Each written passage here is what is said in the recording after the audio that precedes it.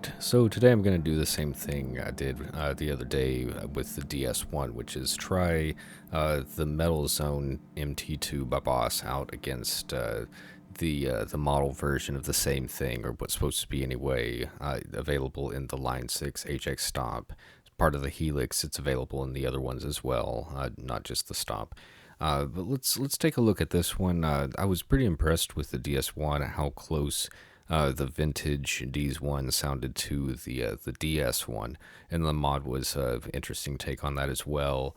I don't know that I feel exactly the same about the Metal Zone compared to the Killer Bs, I think it is. Let's see. Oh, Killer Zs is what they did with it there. So this one is different. It actually lives in the Legacy folder. So to access it, distortions, it's actually in Legacy there. And it's the very bottom one. I think this one was added in 3.15 update was when they actually added this one. So I was excited when they did, but once I actually dug into it, I kind of realized it's not quite built the same. Now I've already done a rundown on the Metal Zone and run it through the simplifier and the Marshall Vox and Fender amps that are available in there, and they're all analog and everything.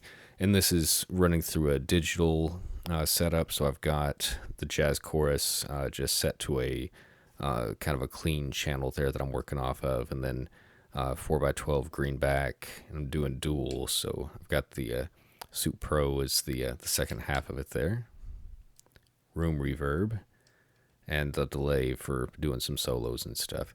But yeah, it's kind of interesting because what you have with the Metal Zone is, of course, the all the way down, all the way up level, and same with the distortion. But then you have a parametric EQ section, which is really key to what makes this pedal what it is. So if it's straight up and down, you're not boosting, you're not cutting anything. But as you twist to the left, you're actually cutting some of the sound, and as you turn to the right from there, you're boosting. And then same with the mid control. Let's see, it's the inner one. So as you're turning to the right, you're boosting, turning to the left, you're cutting, and then you have like a frequency sweep with the outer ring there. And it's not at all set up the same in the Killer Zs in here.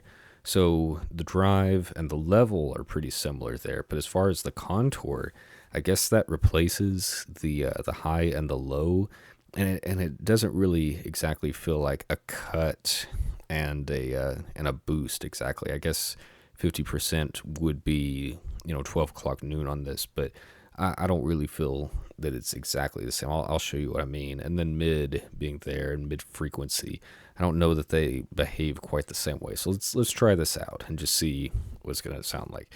So this would be the Metal Zone. Everything pretty straight up. If I boost the volume,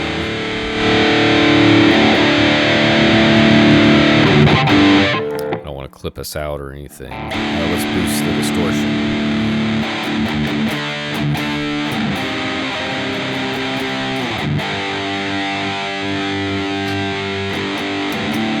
Probably bring the volume up a little bit.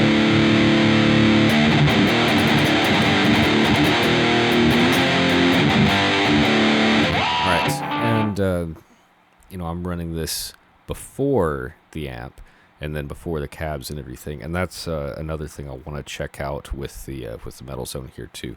Let's see the EQ sweep. So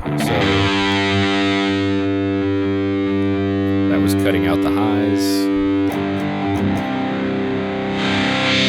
Boosting the highs.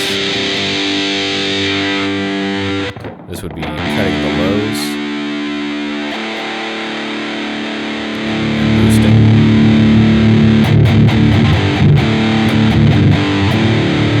Okay, that's a bit more extreme than I'd probably go.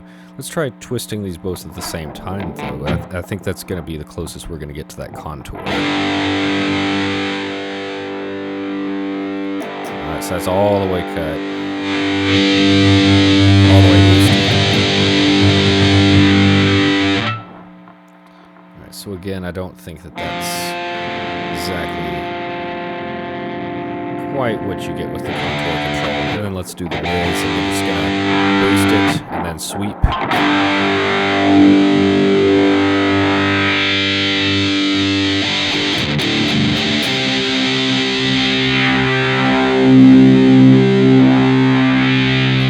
do that with a cut as well.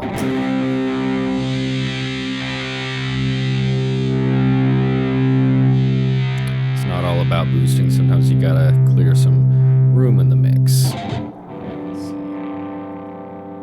we go. Kind of set it back. All right, so that's the metal zone. Let's see. Killer Z. Excuse me. Alright, so if I boost the drive,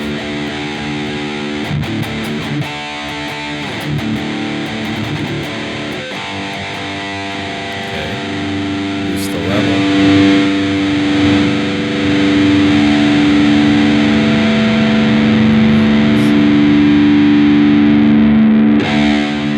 I like that's pretty responsive. I feel like the level can get a little bit higher in there. Let's mess with the contour.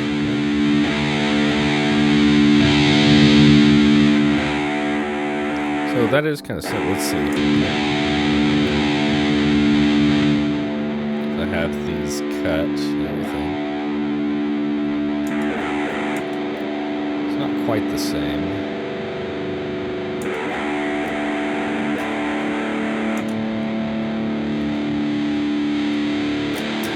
Trying to dial it in by ear.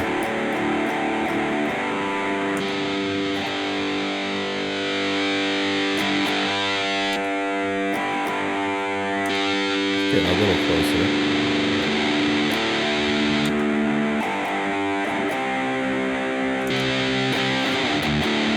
You can see it doesn't really behave quite the same way that you'd expect.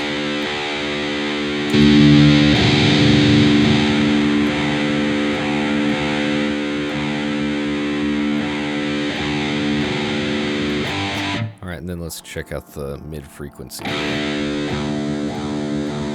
So is that kind of like what we have over here? Let's see.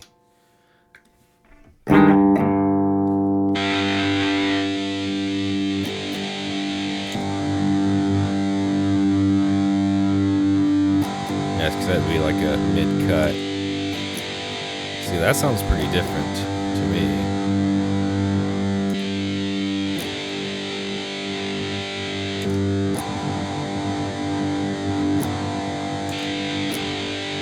Interesting. So let me bring those mids back in. Obviously boost them.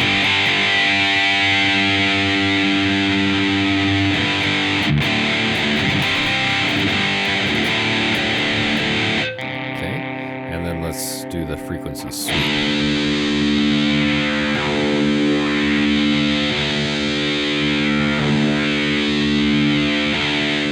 Cut those mids.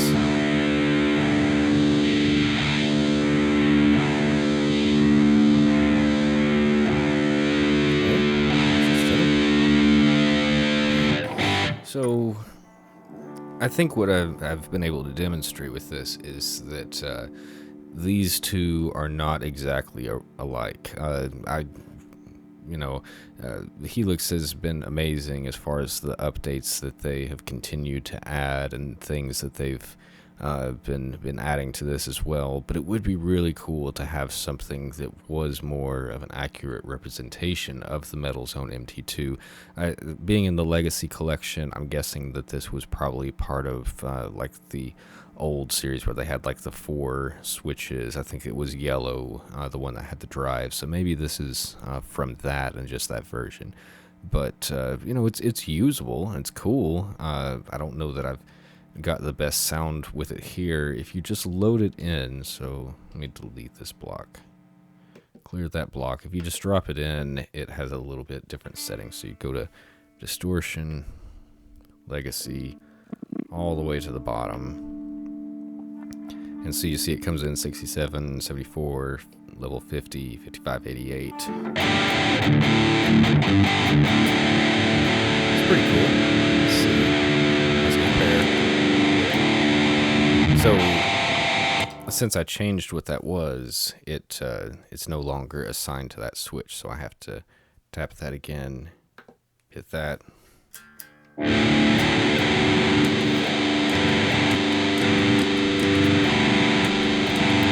almost feel like that's a little closer.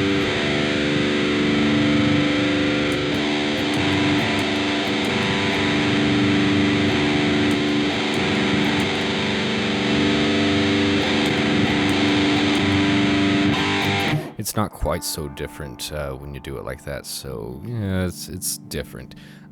Is it a metal zone? To me, it's not quite exactly the same. And another thing I want to showcase with that is, typically the secret to using a metal zone would be to plug directly into the effects return of an amplifier and bypassing the preamp or control side of it altogether. And let's see what that sounds like in here. I know it sounded very, very different doing that in the simplifier. Of course, that's all analog and everything. So what's going to happen if I turn off the amp in this? I have it assigned to the middle switch here.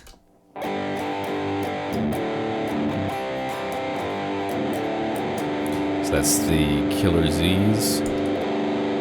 That's the metal zone. So in that respect, it sounds kind of similar. Does it sound any better though? I think it sounds better with the amp in this case.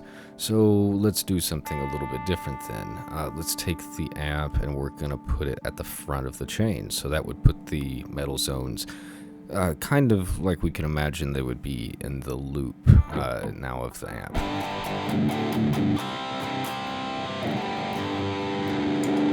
Okay, still not great to me. If I turn off the amp, does it get any better? No, it doesn't really change. Okay, that's a little different. So this should be sounding, in theory, this should sound better, because I think it sounded the best ways that we could get the MT-2 to sound with the simplifier was going straight into the return, completely bypassing the gain stage tone stack part of the simplifier there. So this is another way that I'm showcasing that this is not exactly like a true metal zone. And even the metal zone in this case is not behaving the way that you would normally expect it to from all the other gear people doing videos out there. It does behave a little bit differently like this. What if I turn off the cab? It's got a little bit more of that harsh sound, the bees sound. But it's very thin. The same thing there. Maybe a little bit thicker. But I don't think that sounds near as good as... Now, the amp doesn't sound good at putting it there. Let's put it back. Okay, I changed it. And then add the cab back into it.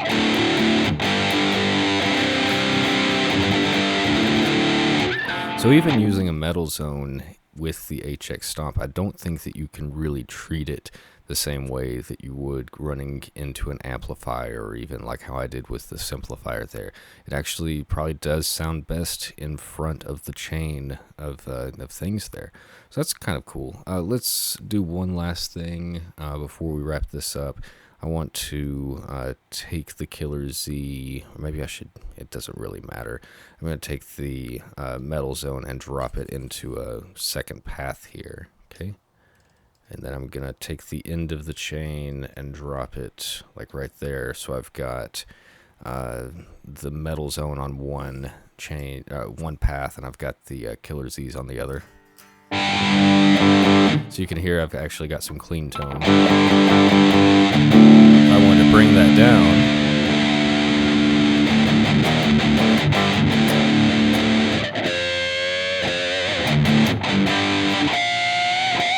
I can still get those pinch harmonic squeals.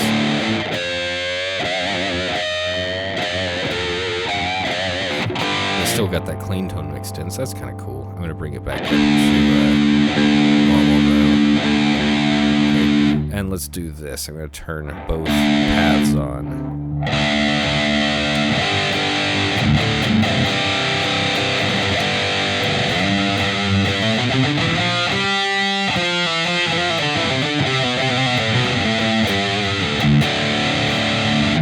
So again, like I had with the DS1, it's almost got like a kind of phasey telephone type effect, and that may be the fact that I've got like a digital path and an analog path running on two separate things there. So how can we fix this? Let's see. I think that maybe having the analog and digital on a separate path is what's messing us up. If I put it back here, obviously it's too much.